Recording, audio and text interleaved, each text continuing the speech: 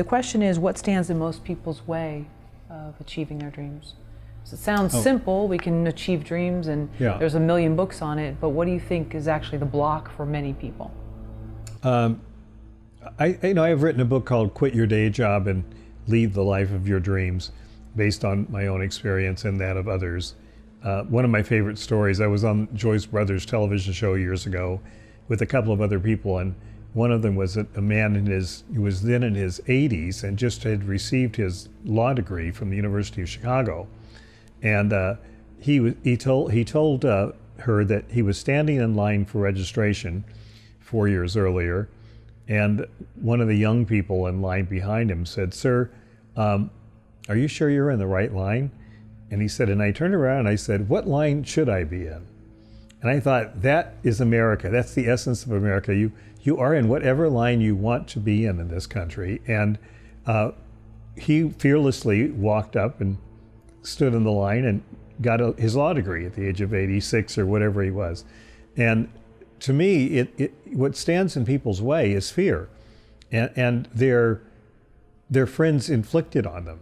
So one of the chapters in my book has to do with distinguishing between friends and friendly associates, because when I left the academic world, I had a few friends and I had lots of friendly associates. I learned the difference when I decided to leave, because I retained a few friends, but most everybody I did not retain as friends because they thought I was absolutely crazy.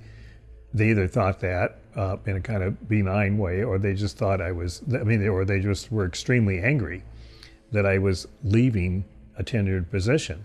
They thought that was completely ungrateful and crazy. And I could also see that they were fearful about it. And I knew them well enough to know that many of them were envious, wished they could do it, but just wouldn't do it because they're set in their ways.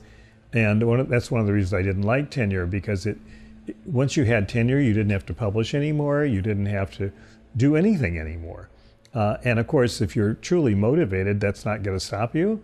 And there were a few people who were unstoppable, but mostly they weren't unstoppable, and they just stopped.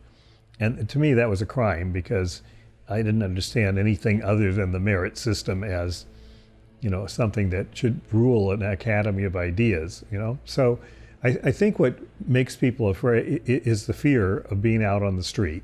It's an image that I've had, in the first 10 years of getting into a new world, where I realized I wasn't going to get a check every 2 weeks regularly.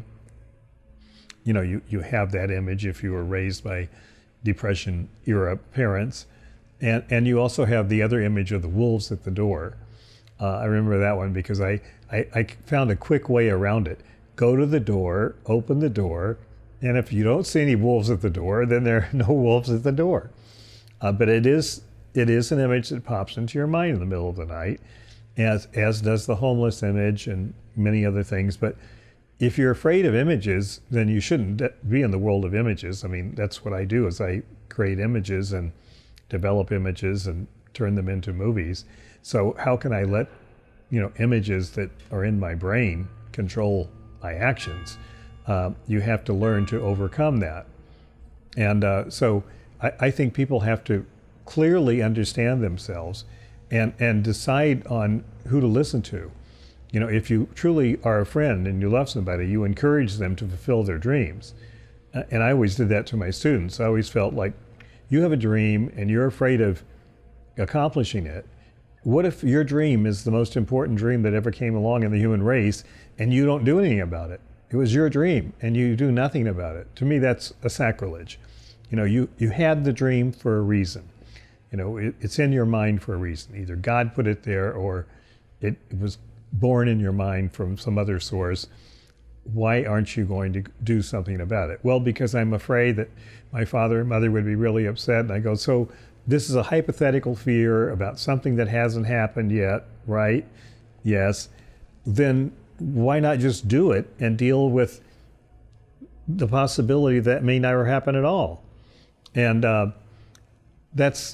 it's a matter of knowing yourself. I mean, that's one of the things I talk about first in the book. I was raised on Greek philosophy, and what it said over the Oracle of Delphi was know thyself. That was the most important piece of knowledge that Plato and Aristotle and Socrates taught. And knowing yourself means you know you're going to be haunted by this dream if you don't do it. I mean, I've had a partner who said once when her movie was in trouble, maybe this is one of those dreams that should never have happened. And I go, that is complete blasphemy. You know, you say that now, but later you will see that that was some other voice talking to you other than your own voice, because you made this thing happen, and you know you will be proud of that, as she was. And that's, I think, simply fear is the number one impediment to people going for their dreams. And it's fear, you know, everyone knows the acronyms about fear. Fear is about things that haven't happened yet, that may never happen, just like worry. And we all do it. We all have fears. We all have worries. But overcoming your fears is what, you know, valiant people do. It's what, you know, people that you would like to be like do. So why not do it yourself, and not have to live with the regret, which is the big monster equal to fear that you live with if you are sitting on that proverbial front porch in your rocking chair thinking about the dreams that you had and didn't do. I mean, to me, that's a terrible waste of life to have that happen.